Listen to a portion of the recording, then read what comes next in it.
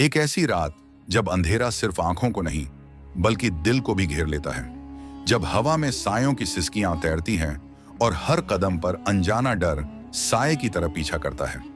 यह कहानी है एक छोटे से गांव की, जहां की एक रात ने न सिर्फ रहस्यों के पर्दे उठाए बल्कि कई जिंदगियों को हमेशा के लिए बदल दिया।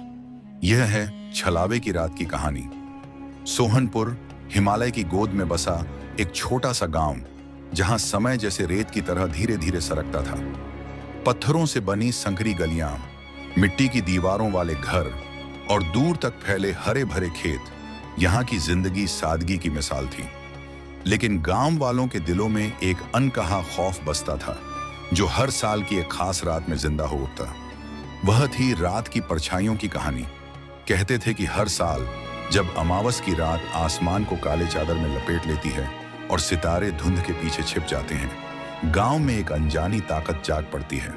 कोई इसे सायों का खेल कहता तो कोई इसे पुरखों का गुस्सा। जो भी हो, उस रात कोई अपने घर की देहरी पार नहीं करता था। इस बार अमावस की रात फिर से दस्तक देने वाली थी। गांव में सन्नाटा पसर गया। लोग अपने घरों में दुबक गए, खिड़कियों पर तख्ते चढ़ा दिए, दरवाजों पर मजबूत ताले जड़ दिए। लेकिन कुछ लोग थे जिनके दिल में इस रात का सच जानने की आग सुलग रही थी। सोहनपुर में एक नया मेहमान आया था, अर्जुन, एक युवा पत्रकार जिसने शहर की चमक दमक को ठुकराकर गांवों की अनसुनी कहानियों को खोजने का बीड़ा उठाया था। उसने सोहनपुर की रात की परछाइयों की अफवाहें सुनी थीं और इस रहस्य को उजागर करने के लिए गांव की धूल भरी राहों पर कदम रखा। अर्जुन को गांव के किनारे पर एक पुरानी हवेली में ठहरने की जगह मिली। हवेली का मालिक बूढ़ा हरिया एक गुमसुम और रहस्यमयी शख्स था। उसने अर्जुन को आगाह किया, बेटा, यहाँ की रातें तुम्हारे शहरों की तरह बेपरवाह नहीं। अमावस की रात को बाहर कदम मत रखना। लेकिन अर्जुन ने इसे एक बूढ़े की अंधविश्वास भरी बात समझकर हल्के में ले लिया। अर्जुन ने गांव वालों से इस रात के बारे में जानने की कोशिश की, लेकिन हर कोई या तो चुप हो जाता या बात को टाल देता।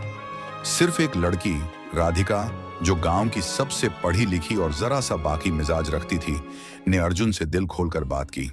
राधिका ने कहा, यह रात सिर्फ डर की नहीं बल्कि सच को दफन करने की रात है। गांव में कुछ ऐसा छिपा है जिसे लोग उजागर नहीं होने देना चाहते। राधिका की बातों ने अर्जुन की उत्सुकता को और भड़का दिया। उसने ठान लिया कि वह इस अमावस की रात गांव में घूमेगा और सच का पर्दाफाश करेगा। राधिका ने उसे रोकने की कोशिश की, लेकिन जब वह न माना तो बोली, ठीक है, लेकिन मैं तुम्हारे साथ चलूंगी।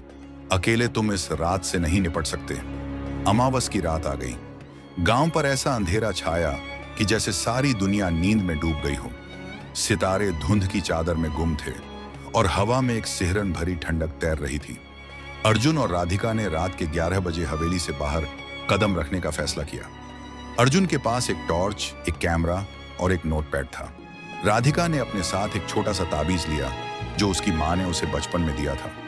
हवेली से बाहर निकलते ही उन्हें लगा कि कोई उनकी हर सांस पर नजर रख रहा है। गलियां सन्नाटे में डूबी थीं, लेकिन कहीं दूर से कुत्तों की भौंक और पेड़ों की सरसराहट की आवाजें हवा में तैर रही थीं।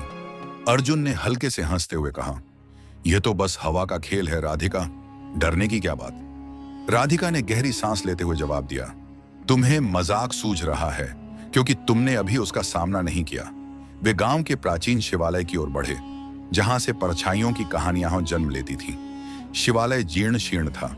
उसकी दीवारों पर अजीब सी आकृतियां उकेरी गई थीं, कुछ इंसानों की, कुछ जानवरों की और कुछ ऐसी जो न इंसान थी न जानवर। अर्जुन ने अपने कैमरे से तस्वीरें खींचनी शुरू की। तभी राधिका ने उसे टोका, रुको, क्या तुम्हें कुछ सुनाई दे रहा है? अर्जुन ने ध्यान से सुना। पहले तो कुछ नहीं, लेकिन फिर एक हल्की सी सिसकारी, जैसे कोई बहुत दूर से बुला रहा हो। आवाज शिवालय के पीछे से आ रही थी।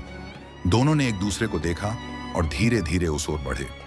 शिवालय के पीछे एक पुराना बावड़ी थी, जिसके बारे में गांव में कोई जिक्र नहीं करता था। बावड़ी के पास पहुंचते ही सिसकारी और तेज हो गई। अर्जुन ने टॉर्च की रोशनी बावड़ी में डाली, लेकिन अंधेरा इतना गहरा था कि रोशनी जैसे उसमें समा गई। राधिका ने फुसफुसाते हुए कहा, अर्जुन, हमें यहां से चले जाना चाहिए, ये जगह सही नहीं।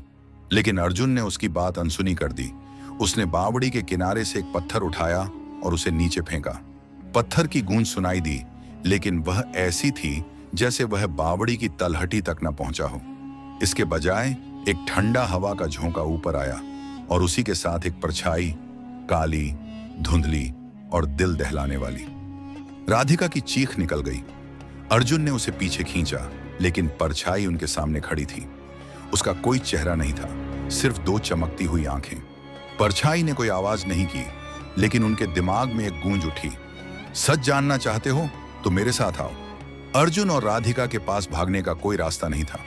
परछाई ने उन्हें घेर लिया और एक पल में सब कुछ धुंधला हो गया।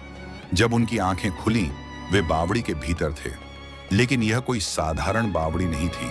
यह एक दूसरी दुनिया थी। बावड़ी के भीतर का नजारा किसी स्वप्न लोक जैसा था। चारों ओर धुंध का समंदर और हवा में पुरानी यादों की सौंधी गंध। दूर दूर तक सिर्फ उन परछाइयां थीं, कुछ इंसानों की, कुछ जानवरों की और कुछ ऐसी जो देखकर रूह कांप जाए। अर्जुन और राधिका को लगा कि वे समय के किसी अनंत चक्र में फंस गए हैं। परछाई ने फिर आवाज दी, यहां हर सच दफन है। सोहनपुर का इतिहास, उसका अभिशाप और वे लोग जो इसे छुपाते हैं। राधिका ने हिम्मत जुटाकर पूछा, तुम कौन हो और यह जगह क्या है? परछाई ने जवाब दिया, मैं इस गांव का सच हूं। मैं वो आत्मा हूं जिसे 100 साल पहले इस बावड़ी में दफन कर दिया गया। मेरे साथ और भी हैं जो सच बोलने की सजा भुगत रहे हैं। परछाई ने उन्हें एक कहानी सुनाई। 100 साल पहले सोहनपुर एक खुशहाल और समृद्ध गांव था, लेकिन गांव के कुछ रसूखदार लोगों ने अपनी ताकत और दौलत को बढ़ाने के लिए एक काला अनुष्ठान किया, जिसमें कई बेगुनाहों की बलि दी गई। उन आत्माओं को इस बावड़ी में दफन कर दिया गया और उनके अभिशाप ने गांव को हमेशा के लिए बदल दिया। हर अमावस की रात ये आत्माएं जागती थीं, सच को सामने लाने की कोशिश करती थीं, लेकिन गांव वाले डर के मारे उन्हें अनसुना कर देते थे। अर्जुन ने पूछा, हम क्या कर सकते हैं? परछाई ने कहा, सच को दुनिया के सामने लाओ। गांव वालों को बताओ कि उनके डर की जड़ क्या है। अगर सच उजागर हो गया तो हमारा अभिशाप खत्म हो जाएगा। परछाई ने अर्जुन और राधिका को बावड़ी के बाहर वापस भेज दिया। सुबह हो चुकी थी और गांव में जिंदगी फिर से जाग रही थी, लेकिन अब अर्जुन और राधिका के पास एक मकसद था। उन्होंने गांव वालों को एकत्र किया और सारी कहानी सुनाई। पहले तो किसी ने यकीन नहीं किया, लेकिन जब अर्जुन ने शिवालय की तस्वीरें और बावड़ी की कहानी दिखाई तो लोग सोच में डूब गए। राधिका ने गांव के बुजुर्गों से पूछा कि क्या वे उस अनुष्ठान के बारे में कुछ जानते हैं। आखिरकार हरिया ने अपनी चुप्पी तोड़ी। उसने बताया कि उसके परदादा उस अनुष्ठान का हिस्सा थे और उसी की वजह से गांव पर यह अभिशाप पड़ा। गांव वालों ने फैसला किया कि वे उन आत्माओं की शांति के लिए एक विशेष पूजा करेंगे। शिवालय को फिर से सजाया गया और बावड़ी को पवित्र किया गया। उस रात जब पूजा हुई, गांव में एक अनोखी शांति छा गई। परछाइयां हमेशा के लिए गायब हो गईं और हवा में तैरती सिसकियां खामोश हो गईं। अर्जुन ने इस कहानी को एक किताब में उतारा, जो जल्द ही देश भर में चर्चा का विषय बन गई। राधिका ने गांव में एक स्कूल शुरू किया, जहां बच्चों को अंधविश्वास के खिलाफ जागरूक किया जाता था। सोहनपुर अब डर का नहीं, बल्कि साहस और सच्चाई का प्रतीक बन गया। लेकिन हर अमावस की रात जब चांद आसमान से गायब होता है, गांव वाले एक दिया जलाते हैं, उन आत्माओं की याद में जिन्होंने उन्हें सच का रास्ता दिखाया। और उस दिए की रोशनी में सोहनपुर की गलियों में एक कहानी गूंजती है, रात की परछाइयों की कहानी, जो अब डर की नहीं बल्कि हिम्मत और इंसाफ की मिसाल है।